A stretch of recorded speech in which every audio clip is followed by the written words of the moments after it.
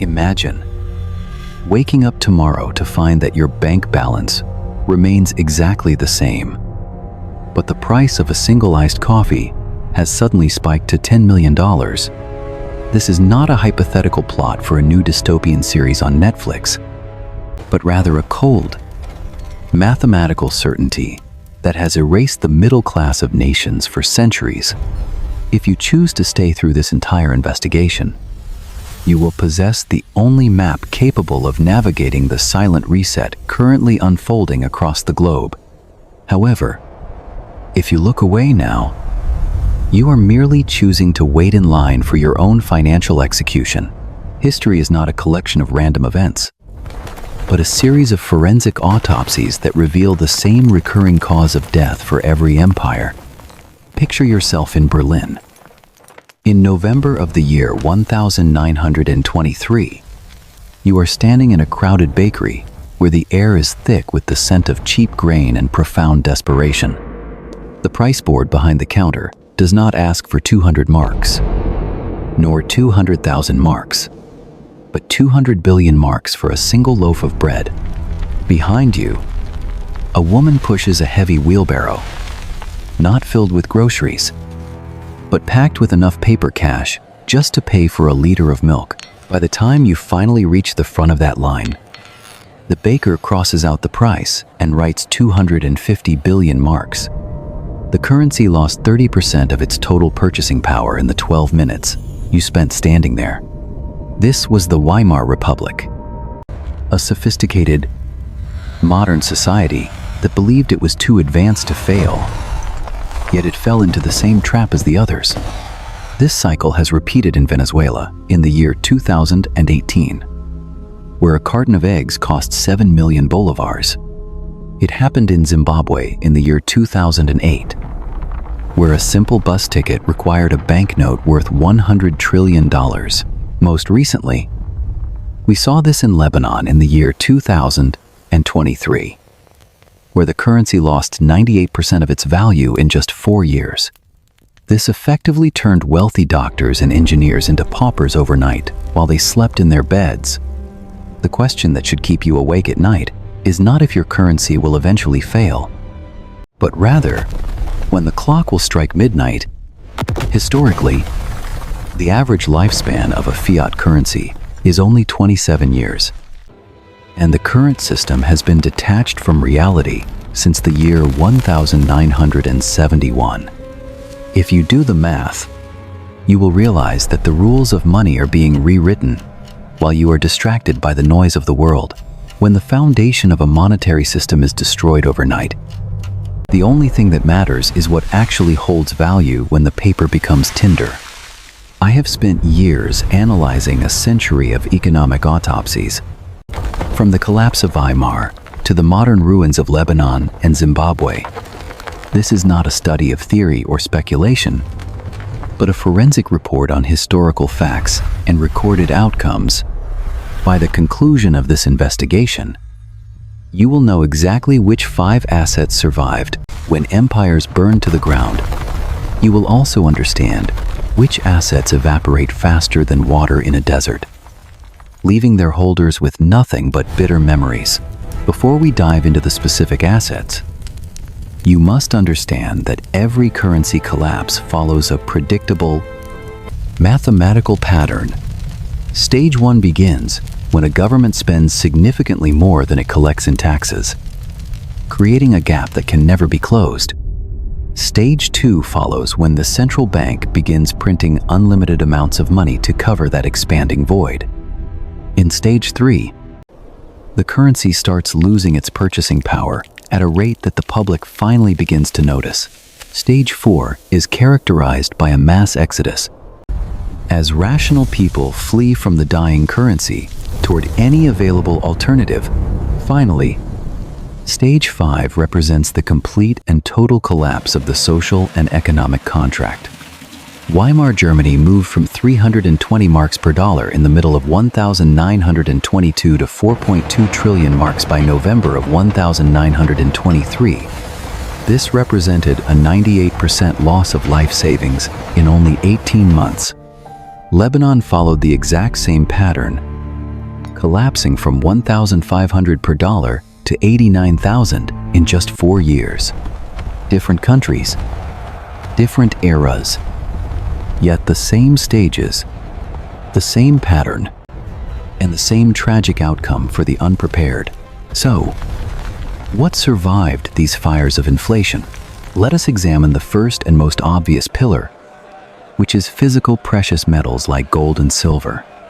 These are the only assets that governments cannot print out of thin air, and central banks cannot debase through a computer screen. During the Weimar collapse, if you held paper marks, you lost everything you had ever worked for. A 100% total wipeout. However, if you held gold, you maintained your purchasing power entirely throughout the chaos. An ounce of gold bought you the same basket of essential goods before, during, and after the hyperinflation ended. The currency changed, the leaders changed, and the laws changed, but the gold remained a constant anchor in a sea of volatility. This same pattern protected anyone holding gold during the regime of Mugabe in Zimbabwe, when the $100 trillion note was printed. We are seeing this reality play out right now in Turkey, where late 2024 data shows a massive surge in gold deposit accounts. In a single quarter, gold holdings jumped from 1.36 trillion liras to 2.72 trillion liras. The citizens of Turkey see the pattern of runaway inflation and are fleeing to the only asset that has survived every collapse in human history. Critics often argue that gold is a dead asset because it does not pay dividends or have quarterly earnings reports. What these critics miss is that gold's entire function is to not be debased by the political whims of a failing state. When the supply of paper currency explodes, the purchasing power of each individual unit must collapse by the laws of physics. Because the supply of gold cannot be arbitrarily expanded by a bureaucrat, it becomes relatively more valuable by default. During the financial crisis of the year 2008, gold initially crashed as liquidity froze, but it rose 166% in the following 3 years. Silver performed even better during that period, surging 448%. As the dust settled, even during the stagflation of the 1970s, gold surged 440% over a period of 3 years after hitting a mid-decade bottom. Pattern recognition is the highest form of intelligence in finance, and the mechanism here is brutally simple. Precious metals are not a speculation on growth, but an insurance policy against the failure of a monetary system. You hold them because they do absolutely nothing except preserve your ability to buy food and shelter when everything else is burning. The second survivor is the use of foreign hard currencies as an escape valve when your domestic money is dying. Let us look at the case of Beirut in October of the year 2019. Imagine a nurse who had saved $50,000 in her local bank account over a decade of hard work and sacrifice. The Lebanese pound had been pegged to the dollar for 22 years, appearing rock solid to the casual observer. But when the peg finally broke, that $50,000 in denominated savings was worth exactly $1,000 by the year 2025. She lost 98% of her purchasing power, while the nominal numbers on her bank statement stayed exactly the same. However, her colleague, who kept her savings in physical United States dollars outside of the banking system, maintained 100% of her wealth. This was not because the dollar possesses magical properties, but because she held a currency that was not currently in a state of collapse. This pattern of dollarization repeats in Zimbabwe, Ecuador, El Salvador, and Panama. In Argentina, you buy property in dollars because the peso is a ghost. And in Cambodia, ATMs dispense dollars because the real is a suggestion. Switching to a stable foreign currency is not a policy choice. It is a survival mechanism that rational people adopt instinctively. While a government can mandate laws, the people will always vote with their wallets to protect their families. The lesson is unambiguous. Access to a currency outside of the local crisis zone provides complete protection. A person holding dollars during a local collapse maintains their station in life, while a person holding the local currency is annihilated. This is not market volatility that can be waited out. It is the permanent destruction of wealth. The third pillar of survival is productive equities, which represents ownership in real companies with real physical assets. This concept is often counterintuitive because people assume that a collapsing economy must kill all stocks. Here is the reality that blows most people's minds.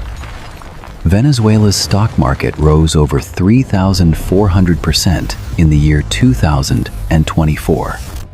In January of the year 2026, the Caracas Stock Exchange surged from 2,082 points to over 6,000 in just 9 trading days. Individual stocks went parabolic, with some rising over 200% in less than 2 weeks. This makes perfect sense once you realize that a stock is not just a piece of paper or a digital ticker symbol. It is a claim on ownership of factories, heavy equipment, inventory, and land. When the currency collapses, the nominal price of these underlying assets must rise to match the inflation because the physical assets have not vanished. Imagine a manufacturing company worth $100 million in real productive capacity. When the exchange rate devalues by 3 times, the stock price must triple, not because the company is more valuable, but because the currency is worth less. However, there is a critical distinction that most amateur investors miss entirely. Not all stocks survive a collapse equally. Only companies with revenue streams diversified away from the local economy maintain real value. A company that earns 100% of its revenue in a dying currency will see its real profitability collapse, even if its stock price looks high. Conversely, a company that exports half of its production receives hard currency revenues directly. Their costs in local currency decline in real terms, while their revenue remains stable in dollars, making them a beneficiary of the collapse. Research on the Latin American crises of the year 1982 and the Asian meltdown of 1998 confirms this. Direct investors who operated facilities capable of redirecting sales to export markets did more than just survive. They thrived. Other forms of purely domestic investment plummeted into negative territory because they were trapped within the borders of the failing state. The key is export capability, which allows a business to transcend the geography of a local disaster. If you are beginning to realize that everything you thought you knew about economic safety is an illusion, you need to pay close attention to this next section. This channel is dedicated to financial forensics, showing you the autopsies so you can see the patterns before they repeat on you. It is a source of truth in a system designed to keep the average person ignorant and compliant. Now, let us look at the fourth asset class, which is consumables and barter goods. When the formal monetary system fails completely, economic activity does not simply stop. It reorganizes around a different medium of exchange. In post-World War II Germany, the Reichsmark was so worthless that it was effectively abandoned by the people. The economy shifted to a barter system where goods were traded for cigarettes, coal, and potatoes. Cigarettes became a prominent temporary currency because they were standardized, divisible, and light. American soldiers could buy items with pennies worth of cigarettes that would have cost a fortune in paper marks. This is the economic proof that anything with immediate consumption value becomes money when the government's money dies. In Venezuela, in the year 2018, fishermen traded their daily catch for flour just to feed their children. Items that held their value included medical supplies, fuel, batteries, and basic tools. During any supply chain disruption, Even toilet paper and soap become more valuable than gold in the short term because they enable essential functions. However, the limitation of consumables is that they are meant to be consumed. They cannot serve as long-term stores of value. You cannot build a generational portfolio on a foundation of aspirin and batteries. As these are tactical tools for the acute phase of a crisis, the fifth and final pillar is agricultural land, the immobile store of value that produces the one thing humans cannot live without: food. During the Great Depression, farmers possessed survival advantages over urban dwellers that were stark and undeniable. Farm families had gardens, orchards, milk, and livestock, allowing them to bypass the collapsing consumer markets. While they still faced the constraint of paying taxes and bank debts in cash, their fundamental needs were met by the land itself. This dynamic has played out in every modern collapse, where landowners maintained their capacity to produce regardless of currency fluctuations. However, agricultural land has its own severe vulnerabilities that you must account for. First, it is utterly illiquid, meaning you cannot move it or sell it quickly in an emergency. If the political environment deteriorates and ownership rights are revoked by a new regime, you are essentially stuck. We saw this in Zimbabwe in the year 2000, where land seizure programs revoked property rights by simple decree. Sophisticated farming operations were destroyed, and agricultural output collapsed by 60% over a single decade. Furthermore, land cannot hide from the government. Authorities always know exactly where it is and can tax it into oblivion if they are desperate for revenue. Therefore, the most effective strategy is to own land that is capable of generating export revenue and is located in a stable jurisdiction. Agricultural land maintains its fundamental value through the capacity to produce calories, but it remains a more complex asset to manage than portable metals or international equities. Now, we must discuss what goes to zero, because understanding failure is just as important as knowing how to survive. The fastest route to 100% wealth destruction is being a creditor to a failing state. This includes any fixed income securities denominated in a dying currency, such as government bonds or treasury notes. In Weimar Germany, bondholders saw their life's work evaporate as the marks used to pay interest became worthless. In Argentina, in the year 2001, bondholders saw 70% of their nominal value cut during a debt restructuring. These securities are a claim against the currency itself. And when the currency dies, the claim dies with it. The same fate awaits savings accounts held within a failing banking system. In Lebanon, bank customers who placed their life savings in pound deposits in the year 2019 retained only 2% of their purchasing power by 2024. The history is unambiguous. Being a creditor to a state that is printing money is a suicide mission. So, where are we seeing these warning signs today? Look at Iraq, where a lack of cash liquidity has led to severe banking restrictions and public distrust. Look at Turkey, where the citizens are substituting their local currency at a record pace. Look at the United States, where the national debt has passed $38 trillion and interest payments now exceed the cost of national defense. The dollar's share of global reserves has fallen from 80% in the mid-70s to 65% today. This is the exact same path the British sterling traveled during its decline as the world's reserve currency. In the year 1913, Britain was the world's biggest creditor, but within 40 years, it was a net debtor, and the dollar had taken its place. The pattern is visible to anyone willing to look past the headlines.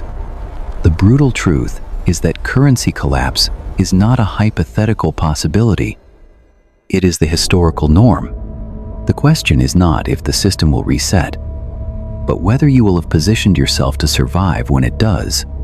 Survival is not about extraordinary returns or becoming a billionaire. It is about being whole. In a decade, that destroys 12% of a population's wealth in the first crisis and the rest in the second. Staying exactly where you are is the ultimate victory. The purpose of a hard asset is not to multiply your wealth in the good times, but to preserve your dignity and your life through the bad ones. The Weimar Forensic Record is a call to understand what you own and why you own it before the world forces you to find out. If this analysis has given you a new lens for understanding the risks of the modern world, I invite you to join our community of investigators. We examine the documented evidence so you can read the situation before it reaches your doorstep. Drop a helicopter emoji in the comments if you are already taking steps to position yourself for the future. Remember, the pattern is mathematical and predictable. The only question is whether you will see it coming or be the one wondering why a loaf of bread costs 200 billion marks. Thank you for watching. And now, go diversify your life before the system forces you to.